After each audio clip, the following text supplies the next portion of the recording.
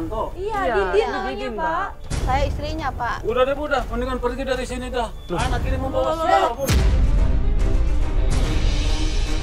Ini Bos Ibnu langsung berpikir negatif. Dia langsung berpikir sesuatu yang aneh-aneh.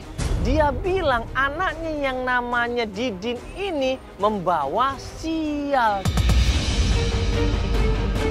Kok anak saya dibilang pembawa sial? Saya yang ngelahirin dia, saya ngebesarin dia.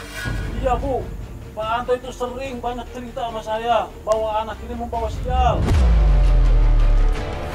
Bapak kalau ngomong Pak, hati-hati Pak, kasihan Pak. Bapak kalau bilang seperti ini kan dia bisa sakit hati Pak. Cuman bapaknya dia sering cerita sama saya kalau kedatangan dia ke rumahnya sering kebanyakan yang terjadi yang enggak.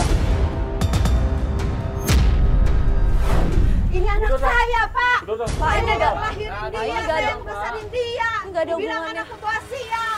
Ya Bu, udah mendingan Ibu pergi aja dari sini.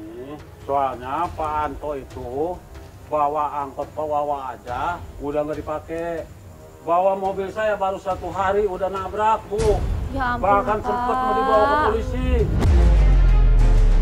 Ya Bapak nggak boleh kayak gitu dong, Udah Pak. Pak, gini aja Bapak kasih tahu di mana Pak Anto. Bapak tahu nggak kira-kira di mana Pak Anto? Sekarang Pak Anto ikut Pak Gandring Pak Gandri. sama temennya, ya. Kita diusir dari situ karena Bos Ibnu nggak mau tempat usahanya jadi sial. Kita dikasih tahu tempat bengkel punyanya Gandring. Coba aja menuju ke sana. Tim coba cross check bengkel yang punyanya Gandring, ya. Ternyata tim menemukan tempat bengkelnya. Ternyata bengkel itu sudah diacak-acak sama anak buahnya Encek. Ini bengkel ini bukan sih? Iya kan? Loh, kenapa Pak, ini ada apa? Tadi saya dikeroyok sama anak buahnya Bang Encek. Bengkelnya sudah diporak-porandakan. Nah terus kemana Anto? Ternyata Anto itu kerja di sana kemudian diambil dan dipaksa sama Bos Encek untuk ikut ke markasnya. Anak buahnya Bang Encek datang kemari nyari-nyari Anto. Antonya kerja di sini berarti, Pak Anto? Iya, Terus dibawa sama orang anak buahnya Jack? dibawa. Gimana buahnya? Gimana? Mas, gimana suami Masa saya? kucing? Kamu kali? Iya, Tapi gimana keadaannya? Gimana suami saya, Mas? seret-seret dipukulin langsung di bawah. Astagfirullahaladzim. Di sana saya dipukulin. Iya. Gimana suami saya keadaannya? Pulau gadunya di mana Pak? Pulau gadunya Pak? Dikasih alamatnya, kita pun menuju ke sana. Menuju ke alamat Bos Encek dan anak buahnya. Kita tim di situ rundingan, akhirnya tim sepakat untuk membawa tim kita lebih banyak lagi. Untuk mengantisipasi hal-hal yang tidak diinginkan terjadi.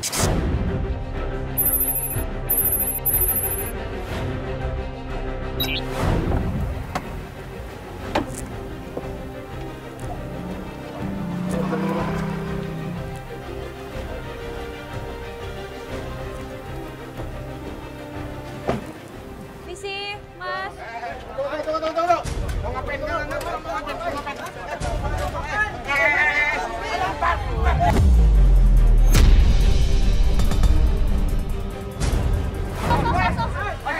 Nah pas sampai tempat markasnya Bos Encek, ternyata anak buahnya Bos Encek ini banyak banget. Kita datang, mereka langsung datang semuanya, nyerang kita semuanya. Kita berusaha lawan di situ sampai Feli sama klien kita, Ibu Sri dan juga anaknya Didin kita ungsikan. Kita pindahkan ke mobil dan kita suruh mereka pergi dari situ. Masuk. Astagfirullah, suami saya di dalam sana, Bang. Gimana, Bang? Saya nggak tahu ini lagi diusahain, Kak Ibu. Duh, gimana? Astagfirullahaladzim, awas. Ini apa-apaan sih di sini? Ini apa? Ini siapa sih? Pak, itu suami saya di dalam. Iya, di mana, Pak? Ngapain sih kalian di sini? Ngapain, Kak? Bentar, madam. Anak buahnya Bos Encek semuanya diambil alih dan berusaha untuk dialihkan perhatiannya dan kita pun menuju ke tempatnya. Pak Anto disekap. Hei, Bapak! Lu ngapain? Lu ngapain?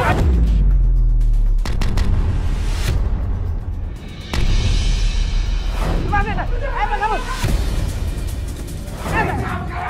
Sini, Pak, sini. Pak, sini, Pak. Udah, sini. Bukan, naik tandon. Mana? Saya gimana, Mbak, di dalam? Iya, makanya ini cuma...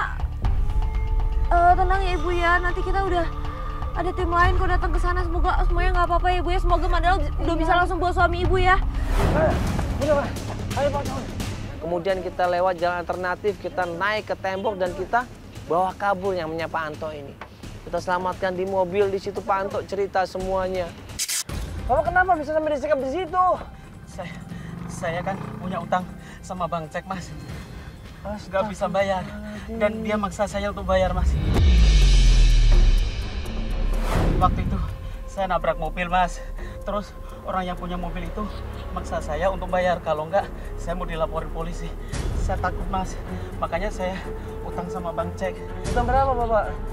1.500.000, Mas. Cuma 1.500.000 sampai berantem seperti ini, Pak. Iya. Terus Bang Ceknya nggak sabaran. Dia maksa saya harus bayar utang. Saya nggak punya duit, Mas. Makanya saya nggak tahu bagaimana nasib saya dan keluarga saya, Mas. Bapak kan semuanya bisa diomongin baik-baik, Pak. Nggak seperti ini. Bapak sekarang kabur-kaburan begini. Ya gara-gara hutang, anak Bapak terlantar, istri Bapak terlantar loh. Saya nggak pengen begitu, Mas. Dia selama ini berusaha untuk menghilang karena apa? Dia punya utang. Dia punya hutang terhadap Bang Encek. Dia nggak mau cerita sama istri dan anaknya. Kenapa? Karena takut istri dan anaknya dikejar-kejar sama bos Encek. Makanya dia nggak mau ketemu sama istri dan anaknya. Dia menjauh. Saya ingin menyelamatkan mereka, Mas. Saya nggak ingin mereka kena masalah. Saya nggak tahu kalau akhirnya begini, Mas.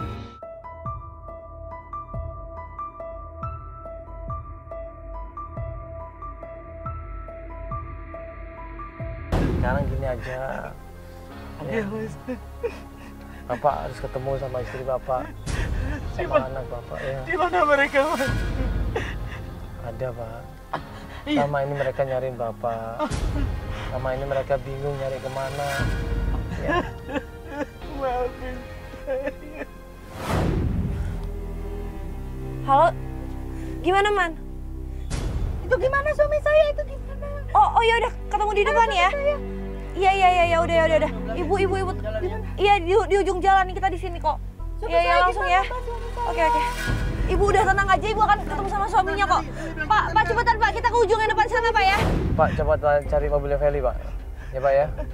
Itu Bu ya, itu mobilnya Mandala udah dekat. Ayo kita pelan-pelan Ibu, pelan-pelan ya. Bismillah Ibu ya, semoga di situ langsung ketemu sama suaminya Ibu ya. Ayo sini. Op, sini. Op. Nih, tongkatnya.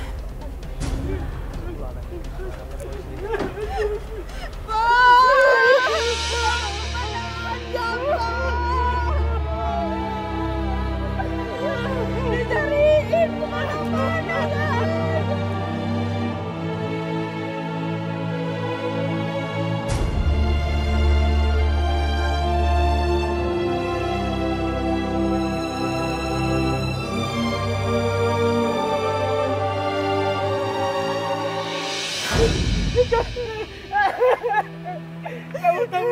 Tolong ya, Bang, saya. Om saya nggak mau. Ini bukan anak pembawa siapa? Iya. Ini anak kita, Pak. Maafkan Bapak. Bapak nggak apa-apa, Pak. Nggak apa-apa. Bapak nggak apa-apa nih. Bapak baik-baik aja, Pak. Oh iya, Bapak. Ini Didin anak kita, Iya. Dia bukan anak pembawa siapa. Iya. Bapak nggak pernah bilang kamu pembunuh. Fitnah, Pak. Iya. Fitnah. Maafin Bapak nih. Alhamdulillah Bapak udah kembali. Bapak mau kerja. Bapak mau ngembalikan uangnya, Bang Cek.